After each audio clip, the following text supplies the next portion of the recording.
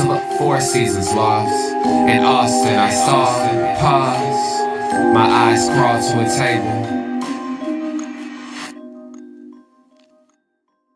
Paralyzed by pairwise dice, then attend to this heaven slice of an angel wrapped in skin on dice and woes of life. Love deprived, look at her vibe, what's the need in the life? One subjective paradise, crystal chandeliers, motives reflected off the mirrors appear quick, great from ear to ear. Craving and raving and grain, rekindle the flame, closer she draws near. Stay there, remove your underwear, shove it somewhere over there. In paradise, we know our purpose. In paradise, we know what our worth is. In paradise, we manifest dreams.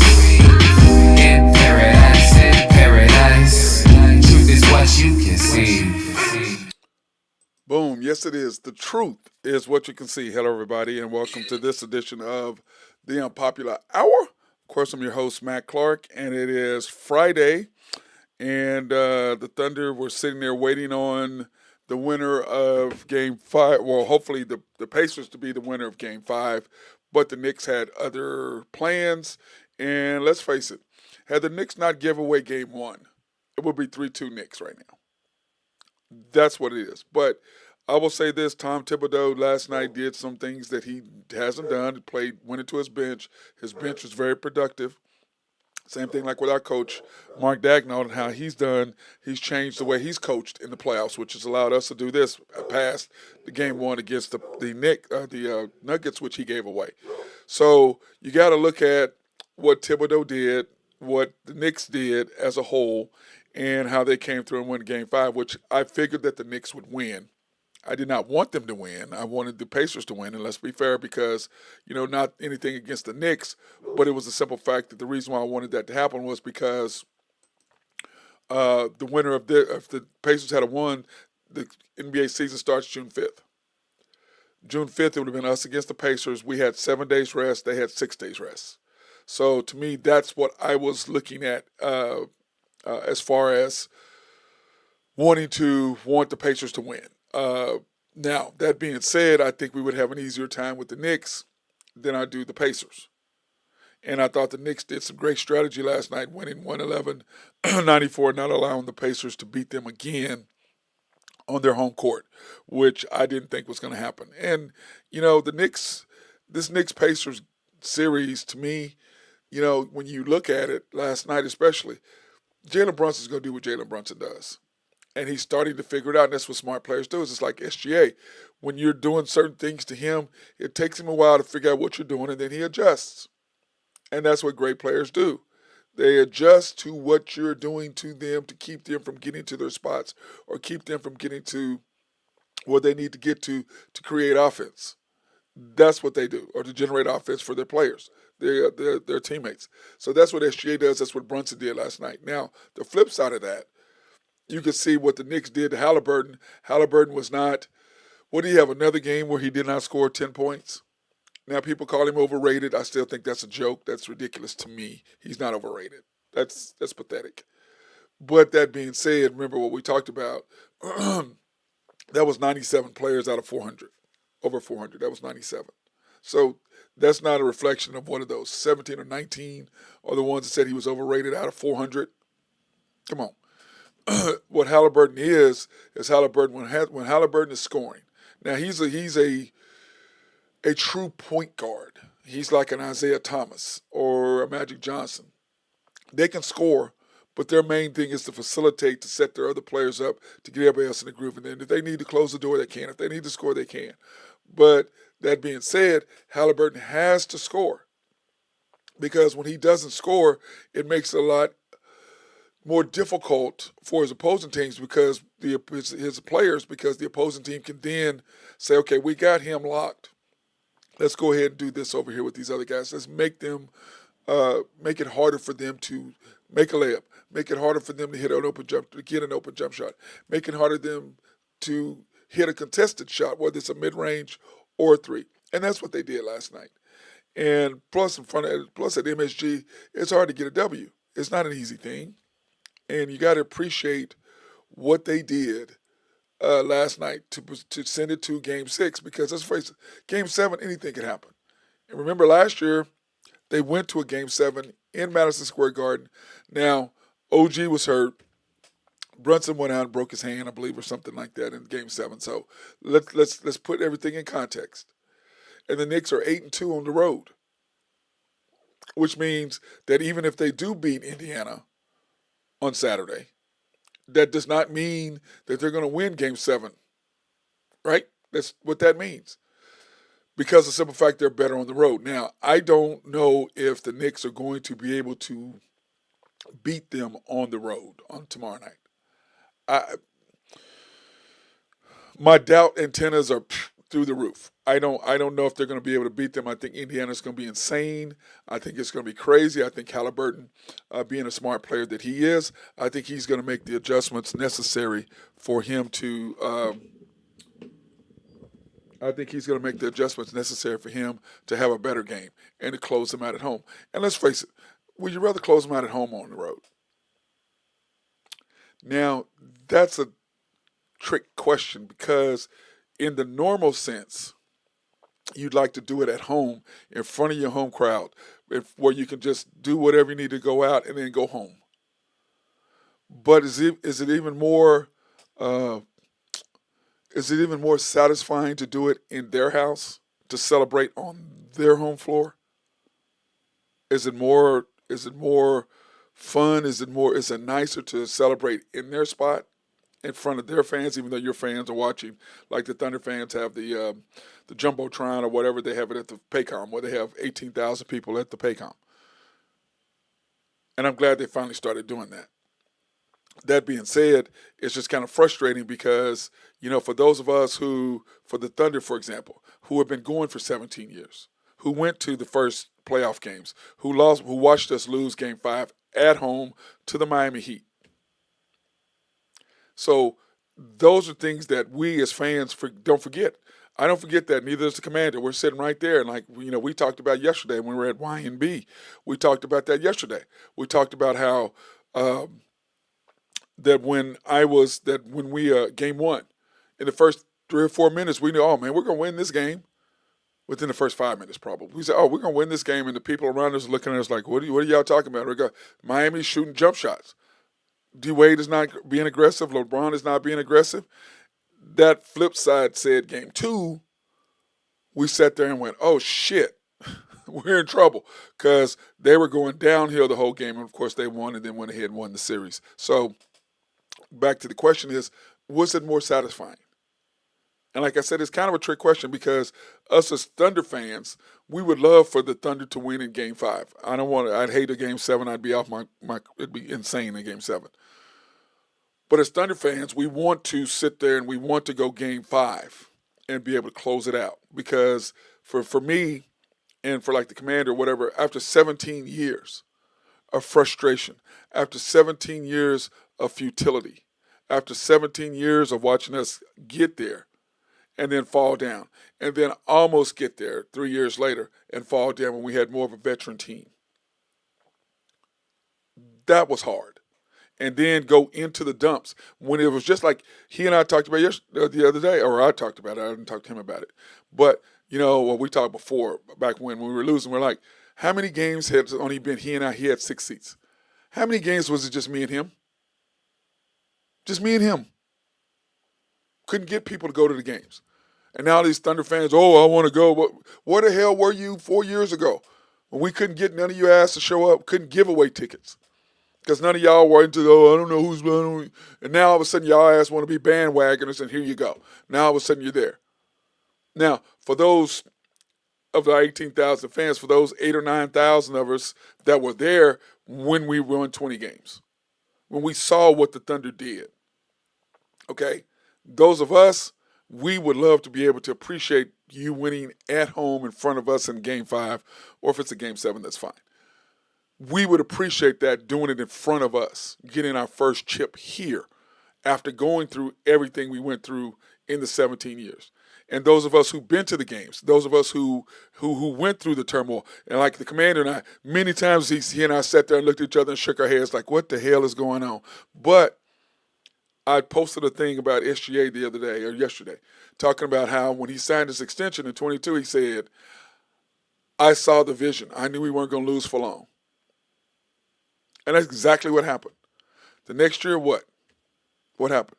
We won 40 games, which I predicted. Nobody predicted that but me. I predicted that. Came back the next year in 24, 20, that was 22, 23. 23, 24. What did we do? We got J-Dub, and we won 40 games. Or that's 22, 23. 20, 23, 24 was last year when we went up and won 57. And then 24, 25, what we've done. So since he signed that, what have we done? The first year, what did we do? We were only projected to win 23. I said we were going to win 40. We did. The next year, what happened? We won 57. The next year, what happened? We won 60. Now, look at us. This is what the Thunder are. This is what we can be. And when you look at the Knicks and you look at the Pacers, what did the Knicks do? The Knicks went and got better to beat Boston. That's what they did. Now, I'm not a fan of them giving up so many draft picks for Mikal Bridges, but, you know, the Iron Man is doing what the Iron Man does, the Iron Man of this age, who never misses a game.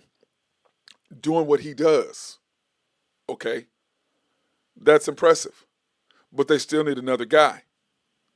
When you look at what Indiana is, they are a fast-paced team. They get up and down the floor. They like to get in the running game. They like to get in the groove, which they never did. New York kept them in a half-court pace the whole time. So when you look at Indiana and you look at the Knicks and what happened last night, the Knicks did what they needed to do to impose their will against Indiana Pacers. And they did it, and they won. So now, what happens now? What happens now is, in Game 6, they're back in Indiana. Indiana's home court. What do you think Indiana's going to be doing? They're going to think they're in Indianapolis 500. They're going to be 200 miles an hour. So the Knicks are going to have to do a better job at corralling them, and they did that in Game 4. Or was it Game 3? They did what they needed to do. So what's going to happen now? I think the Indiana's going to win, but like I said, for us, the Knicks are not as deep. It's like the Denver series. Denver was not as deep as the Clippers. So Denver had a better chance of winning, of us beating Denver than we would the Clippers. I think would have been a harder series, even though we went 7. But the only reason why we went 7 is because the coach gave away Game 1. That's the only reason why we won 7 games. It doesn't do that. When you look at the Knicks right now, if the Knicks hadn't given away Game 1, and I can promise you, Pacers, if we're up 9 with 57 seconds left, you're not winning the game. Okay, let me explain that to you now. We're not going to fold. We're not going to lay down. We're not going to throw away the ball. We're not going to miss free throw. We're going to put the ball in SGA's hands.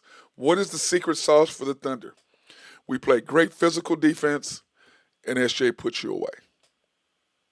We play great physical defense, SGA puts you away. We've been doing it for 4 years, 5 years now. The last 4 at a high clip. That's what we've been doing ever since Josh Giddey and SGA and Dort figured it out. And by the way, none of you guys were watching all these podcasts, and y'all think y'all know what happened. Y'all hear all these.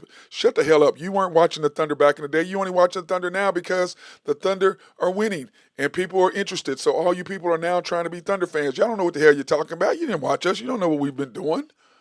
You have no clue. I didn't see none of y'all asses at the game back in the day where 3 years ago, 4 years ago, when the suites were closed. Suites weren't open. Nobody was in the suites. Nobody was in the suites. The suites were closed except for the probably 20, 15 people who are still there who had suites, who stayed in. The rest of those suites were closed. None of you people were there. You probably weren't supporting your damn team.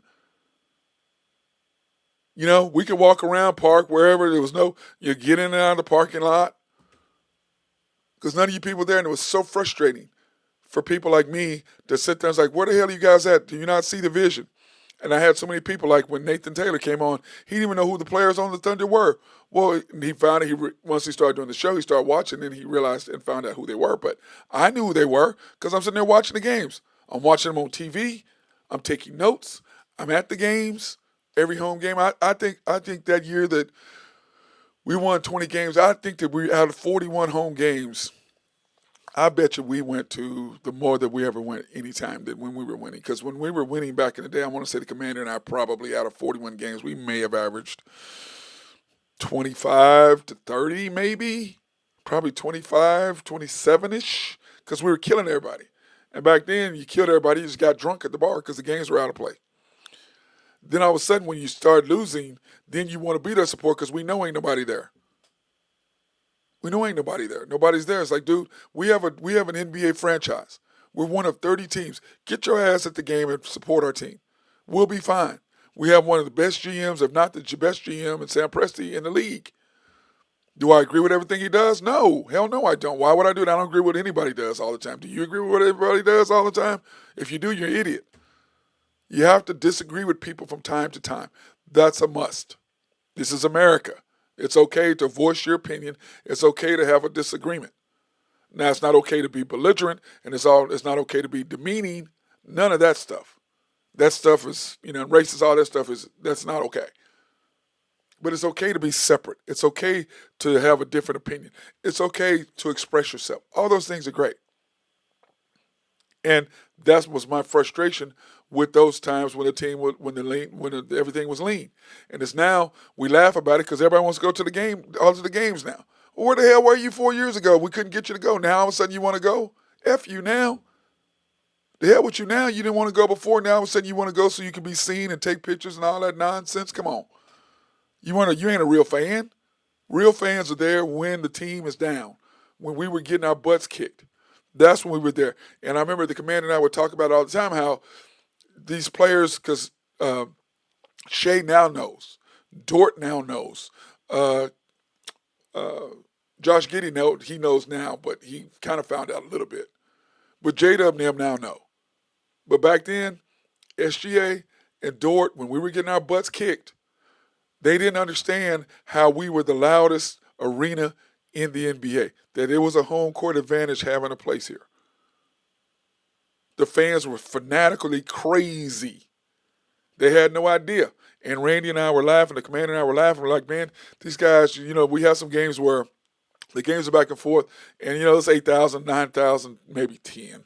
We're sitting there screaming, and he and I are laughing like these guys have, they're trying to get into it, and we're laughing like these guys have no idea when this place is packed what the energy is like for them to help them win games, like we did in Game 5 against Denver.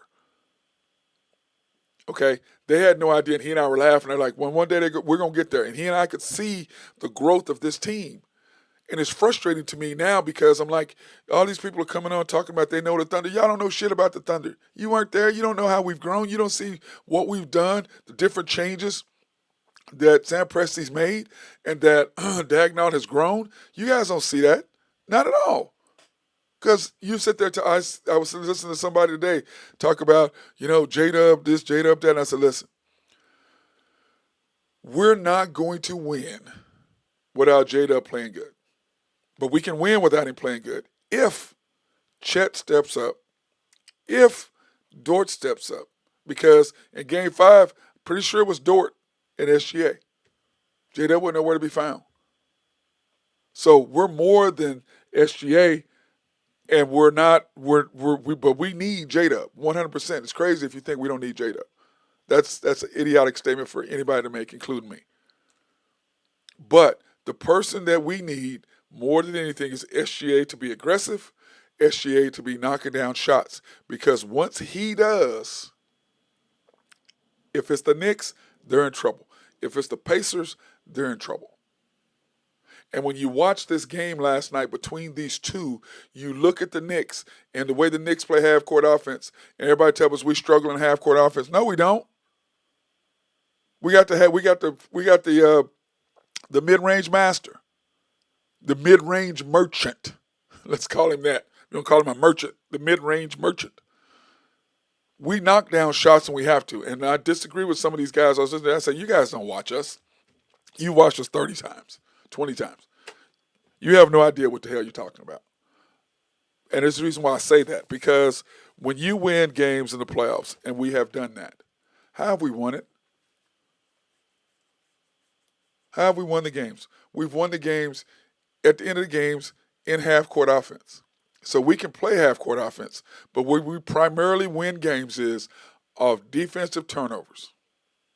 And why is that? Because we're number one in steals. We're number one in turning the opposing team over.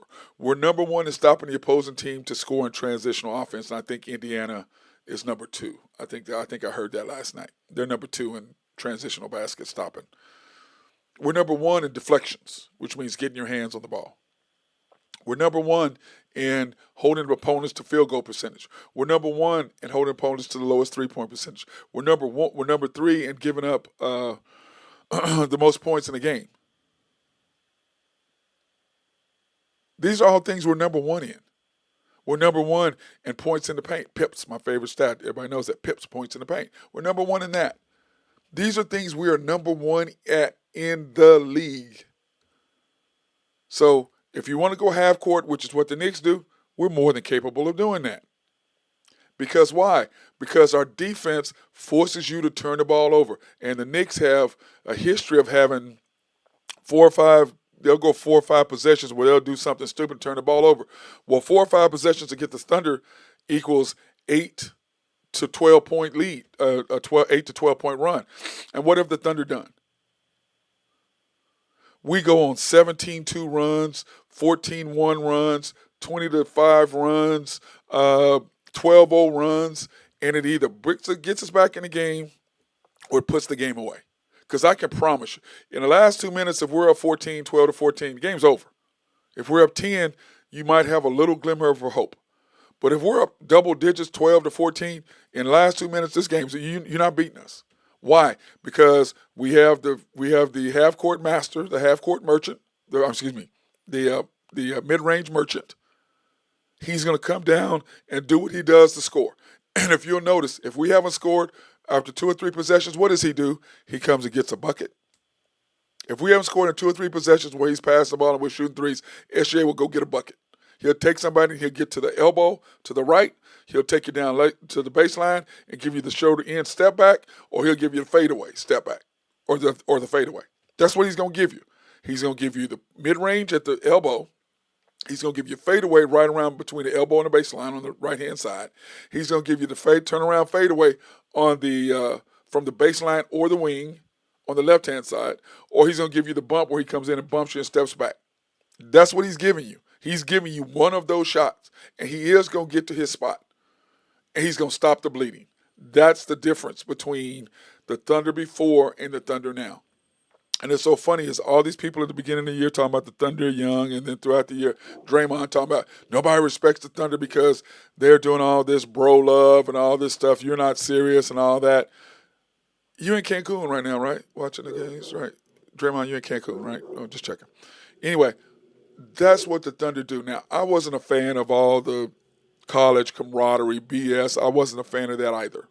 But what I did come to realize, and Nathan helped me with that, Nathan Taylor. He was like, Matt, it's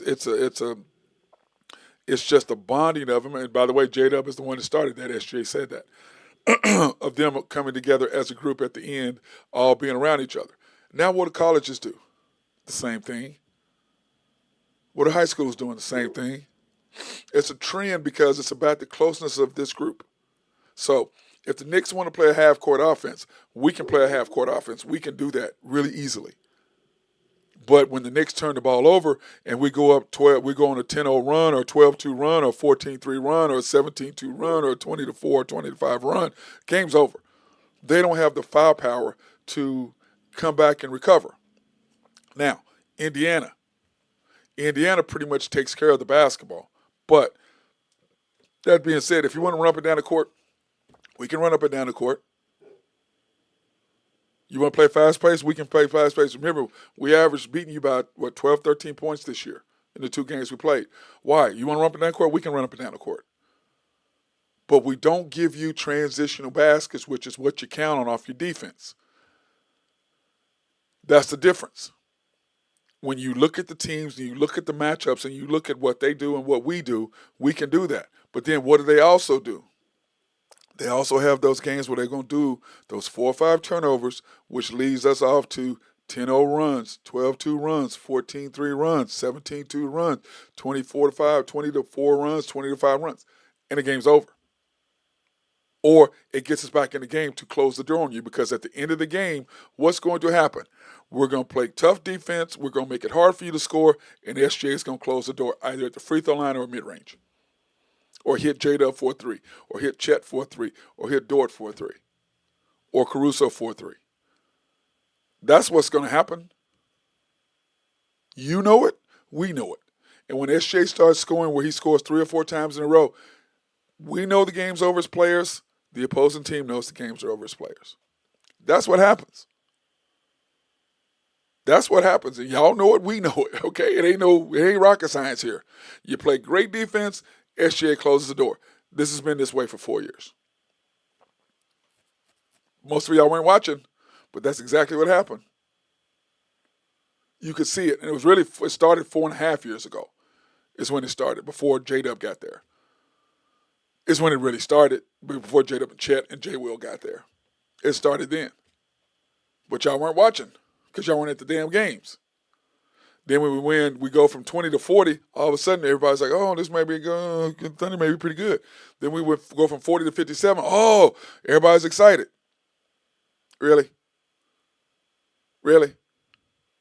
It's just frustrating to me because of the simple fact that you guys missed watching us develop. You guys missed the growth of the Thunder. You guys missed seeing where we were at the bottom at 20 wins. And what happened when the light clicked on and we got it. You guys missed that. You guys missed all that. You barely got there when we got J-Dub and Chet got hurt for the full year, and J-Will was there. And you didn't get a chance to see the maturation of SGA, Dort, Wiggins, K-Rich, J-Dub. J-Dub as a rookie. You guys didn't see that. Then the next year we had Chet and Kason. Then everybody started watching. Well, hell, dude, our team was exciting way before that. And the commander and I were laughing. We're like, man, we got something here. And you read, this is what SGA said. I'm going to read this, guys, right here. This is what SGA said. Okay? SGA said, he goes, I know what I signed up for when I signed a 5-year extension. This was in 22. I don't think we're going to be losing for much longer. 23, 40 wins. 24, 57 wins. This year, 68 wins. Yeah, that's what happened. That's what happened. So, to me, people understand what's in front of you, understand what kind of team you have, understand where we are, appreciate what's going on with the Thunder right now. Appreciate it. Love it. Okay? It's special what we have, guys. It's special. Enjoy it. Appreciate it. Love your team. And now you do. But all these people coming in and saying all they know, you don't know nothing. You don't know nothing. I want to take this opportunity to thank our sponsors, SRB. If you have needs for engineering, surveying, or planning, hit these guys up. Also, if you have a water treatment plant in your city or county, these guys will make sure you have clean drinking water. And then, of course, Oak Grove Trucking. If you have needs for dirt, rock, or sand to be moved, hit my guy up. He will take care of you. YNB, family owned and operated since 1912. They are the bank that makes things happen. They're an equal housing lender, a member of the FDIC. Proud sponsor for us to go out and support women, minority, and black-owned businesses in the Oklahoma City area. You can pre-qualify online at www.ynbok.com. That's www.ynbok.com. Or you can go into one of their 5 locations, the main bank at 401 Elm, 66 steps from historic downtown Yukon, Oklahoma, which we were at there. We were at that location yesterday. And by the way, thank you for the appearance by the commander. Randy Wright came in and gave us some good talk. YNB East, which is off the Parkway and 66 at 39th Expressway. YNB Mustang, 218 North Mustang Road. YNB Parkway, which is off Garth Brooks and I-40, just south of I-40 right there. Garth Brooks, can't miss it. And of course, YNB People's located on 23rd between Rockwell and MacArthur. And then, of course, the House of Creed, handcrafted since 1760. Guys, I can't I can't tell you how good this stuff smells. I really can't. I don't know how to tell you how good it smells. You have to go in and you have to check it out because this stuff is just so delicious, and the perfume smells great, and the cologne is great. Now I only wear the cologne, but if you've got a guy, if you're a guy and you have a girl or you have a significant other, as they told me, bro, remember pick the best for your best. If you're a woman and you got a guy that you like or that your significant other, go into the Penn Square Mall location, see my girl Beth, and see one of those guys that are there. Tell them that Matt Clark sent you, and they will hook you up with some good smelling stuff. I promise you. It is good. I promise you. It's worth it. 100%. Okay, guys. Now, that being said, last night, of course, there's what is it, game 6 coming up between these teams. And like I said, my problem is I'm kind of stuck because who I want to win, I'm wanting the. I mean, hold on. I didn't mean to do that. Sorry, guys. I meant to do this right here. The Knicks and Pacers tomorrow night. The Pacers are 3.5-point favorites at home. 219.5 is the over/under. Scores 3-2 Pacers. One thing I'm gonna say about this is tomorrow night. Like I said, I think the Pacers are gonna get the W. I do. Even though the Knicks are 8-2 on the road, I think the Pacers are going to handle their business and get the W. I don't know if the Knicks can win. I just don't know. I just don't. I don't know if they can beat them again. Because thus far it went. The Knicks, it should have went. Knicks win the first game. Pacers win the second game. Knicks win the third game. Pacers win the fourth game. Knicks win the fifth game. But the Knicks gave away game 1. And that's what happened. And so we're going to see if they can fight back. Kind of like what we did for Denver. Denver beat us the first time. We had to come back and get it to a game 7 in order to close them out at home by 20 whatever. So the question is, are the Knicks going to be able to do what the Thunder did, fight down losing the first game? Now, we didn't lose 2. We did lose 1. And then we had to come back and do what we need to do. So we shall see what the Knicks are going to be able to do. I think they have an outside shot to beat the Pacers tonight. I don't know if it will actually happen, though, because I think Halliburton is going to be a completely different player. Big Body Brunson is going to do what Big Body Brunson does. But if Tom Thibodeau continues to play his bench the way he's been doing, and he can get production out of them defensively and offensively, I think it's going to be a huge advantage for them. But the question is that something that's going to happen? I don't know if it is. I don't know if he can stick to his guns in doing that, but we shall see. But 3.5 points is not a lot of points. And but I do believe the Pacers are going to close them out because this is me as a selfish Thunder fan. I don't want this to go to a game 7 because both of those teams will be in a flow and we'll have set out 7 days. And as I said before the playoffs even started, I said that we would beat the Memphis Grizzlies, but it worried me because game 1 we had sat for so long that we were going to be rusty. And then I've said the same thing for the Denver and the Clippers series because those two were going at it for 7 games, and they came right out, and the Denver Nuggets got us. Now, that was on the coach. He gave it away, but that's what worries me, is that the Thunder are going to be the exact same way. That worries me. That worries me because of the simple fact that those two would have been playing, and they come back and play us, the Thunder. That worries me. It does because when we played Denver, I said the best thing about the Denver series is that we got into a groove, back into where we were. We got into a season groove. We were playing every other day, but we got into a groove where we were playing. And it took us a while to game 4 before we figured it out. Remember? We lose game 1. We gave them game 1. We lost. We win. We kicked their butts in game 2. Game 3, we gave them game 3 because SGA could not make shots. Game 4, what happened? SGA made shots. Game 5, Dort made the shots. SGA closed the door. Game 6, we just had SGA and nobody else. Game 7, J-Dub, Chet showed up. What happened in the Minnesota series? Chet and J-Dub showed up. And our big 3, like we talked about yesterday, versus the big 3 of before. The big three of before was way more talented than this big three. Okay? Way more talented. I don't see Chet and J-Dub being MVPs of the league like Russell. Only reason why I'm gonna do SG. I'm gonna do um, Kevin and James Harden.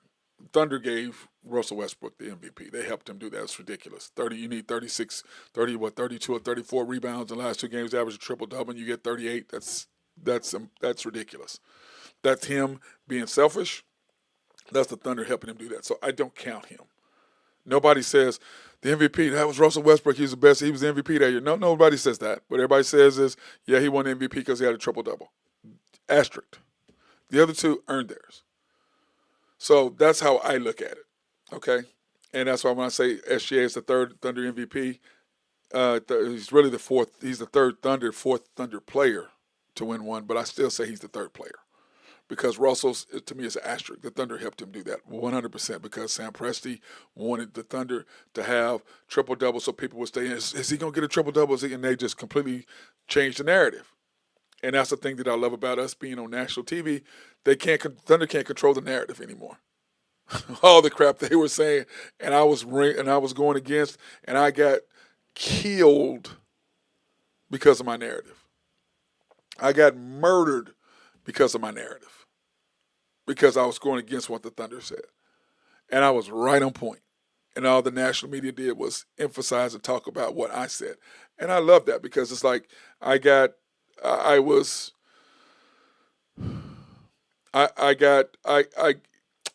when my opinion was verified. I got the stamp because everything that I was saying, the national media was saying. And I love that because I was getting murdered by people here. Like a guy came on my show on the chat after the game a couple of days ago. Get the hell off my chat. Go on somebody else's. Don't come over here talking nonsense. He got beat up by the people in my chat because he didn't know what the hell he was talking about. The people in our After the Storm chat, you better come on and you better know what the hell you're talking about. This chat's not for people who come out and just throw out this nonsense. That's not what that chat. My people on my chat are sharp.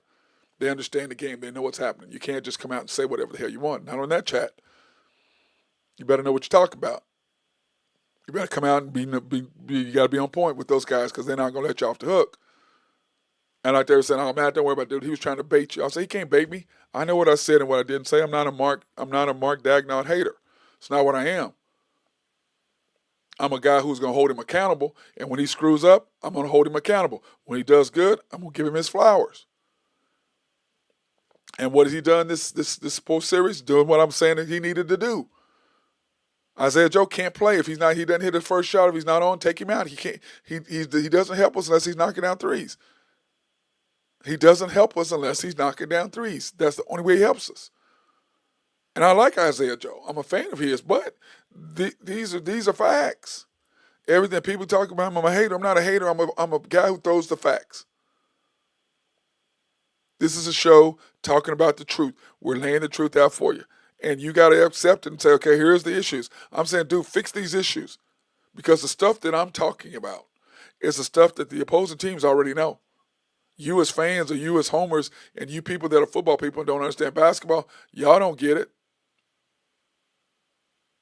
But I can promise you, people in the league, they understand exactly what I'm saying. You think the Knicks don't know what I'm talking about? You think the Pacers don't know what I'm talking about? You're damn right they do. They damn sure understand lineups. They understand who to play, who, what. They understand all that. They get it. They know when to exploit the Thunder and the lineups to exploit them with. People know that. I'm not saying anything that people don't know. Hell yeah, they know it. These are things that you have to understand that the Knicks and the Pacers already know. You call it hate. They call it, yeah, we know that's exactly what he's saying. That's exactly what's happening. And Dagnall has changed just like my friend said that he would, and I was doubtful. But I had to give him his flowers last week and said, you know, he's changing because he has to change what he does or we're going to get beat. And I said that. And we're not going to win without J-Dub. We're not going to win without Chet. But as I said many times, if SGA is rolling and he's rolling like he has been, we are hard to beat because of the simple fact when he's rolling, J-Dub relaxes, Chet relaxes, Kason relaxes, Caruso does what the hell Caruso does. But Dort does what the hell Dort does. And to me, I'd rather have Dort beating people, putting people in the torture chamber than I would him knocking down threes. If you can hit a three here and there, great. But I don't want you trying to take the ball off the dribble and make passes. Bro, play great defense and shoot threes when you're open. That's it. I don't want you trying to take people off the dribble. I don't want you trying to make passes. I don't want none of that. And if we play the Knicks, this is the secret, like I said earlier. If you play the Knicks and you're the Thunder, they're going to be a half-court offense. You got to play half-court offense. You got to understand what you're doing there. Okay? That's what you got to do if you're playing for the Knicks. Play the Knicks. You got to get into a half-court set. You got to play great defense. You got to take advantage when they turn the ball over because they're going to give you turnovers, and you got to make your runs when they do, and of course we will.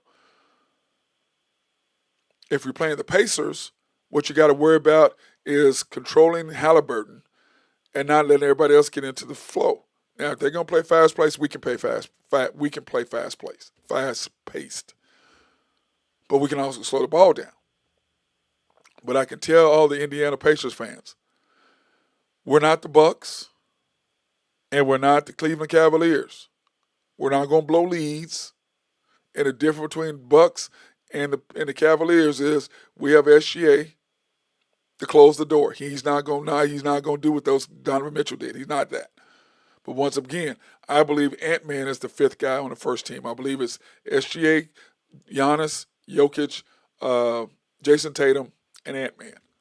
That's who I believe the five. And they had to stick Donovan Mitchell in there. I get it because they had the best record in the East. I understand that. But to me, the five best are that. And then Halliburton saying he's overrated, that's one of the most idiotic takes that's ever, and that's just some nonsense. Halliburton is not overrated. He's one of the best players in the league. I liked him 2 years ago when he and J-Dub were playing against the USA and the world team, and of course Halliburton makes the Olympic team. So to me, that's nonsense. He is a hell of a player. He's not a superstar yet. He's a star. I don't throw around the moniker superstar. No, you're a star. He's a star. He's not a superstar. He's a star. And he's a very, very good, he's on his way to superstar status 100%, but he's not a star. In fact, I might do a superstar status thing. I might do that just to throw one out there. What is a superstar and what's a star? What's the difference? I might have to do that next week and get that in. So, but anyway, guys, I'm out of here. I've got to go get us set up for tonight. We have our league and we have a big deal done, and I've got to get our bleachers and stuff done because they're kind of messed up, and I've got some maintenance stuff I need to do at the gym for the games tonight. So, that being said, Pacers Knicks tomorrow night. Knicks Pacers 3.5 point favorites at home. I believe the Pacers are going to win, and I do want the Pacers to win. Not that I'm against New York, but I want the Pacers to win. So I don't want it to go to Monday or Tuesday or whenever next time they play, because then they would only have 2 or 3 days rest before they play us. I don't want that, and they'd be in rhythm. I don't want that. I want them out of rhythm as close to us being out of rhythm as possible. Okay, that's selfish, but that's kind of how I look at it.